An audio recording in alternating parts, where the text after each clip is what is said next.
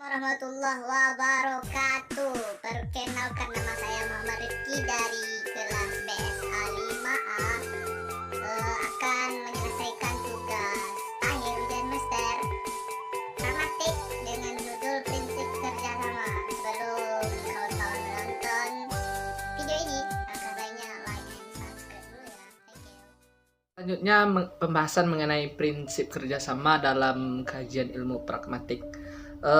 Prinsip kerjasama merupakan salah satu prinsip percakapan dalam ilmu pragmatik. Prinsip ini menekankan pada upaya kerjasama yang terjalin antara penutur dan pendengar atau si tindak tutur yang lain.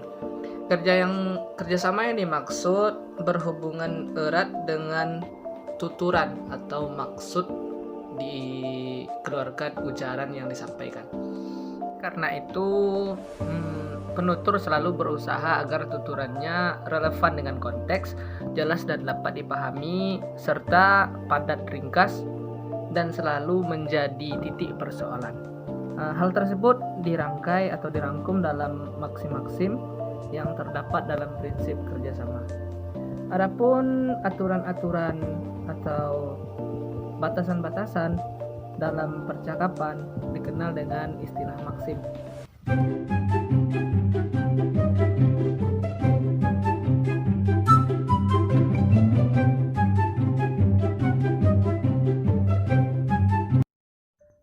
Menurut Grace, ia mengemukakan bahwa wacana yang wajar dapat terjadi apabila penutur dan petutur patuh pada prinsip kerjasama komunikasi. Prinsip kerjasama tersebut terdiri dari 4 maksim percakapan atau yang dikenal dengan konvensional maksim. Berikut maksim yang dikemukakan Grace. Yang pertama adalah maksim kuantitas atau maksim of quantity. Yang kedua maksim kualitas, maksim of quality. Yang ketiga maksim relevansi atau maksim relevance, dan maksim pelaksanaan atau maksim manner. Oke, yang pertama kita akan membahas maksim kuantitas. Dalam pertuturan, setiap peserta percakapan diharuskan untuk memberi sumbangan informasi yang dibutuhkan saja dan jangan memberikan sumbangan yang lebih informatif daripada yang diperlukan. Misalnya, penutur yang wajar tentu akan memilih tuturan satu dibanding tuturan yang kedua. Tuturan satu, orang buta itu ternyata tukang pijat. Sedangkan tuturan kedua, orang yang tidak dapat melihat itu ternyata tukang pijat. Oke, dari contoh ini bisa kan kita ketahui mana yang agak lebih efisien dan benar. Yang contoh pertama agak lebih efisien dan bagus didengar, sedangkan yang kedua agak lebih berlebih-lebihan. Oke, yang kedua adalah maksim kualitas. Maksim ini mengharuskan setiap peserta pertuturan untuk memberikan sumbangan informasi yang benar.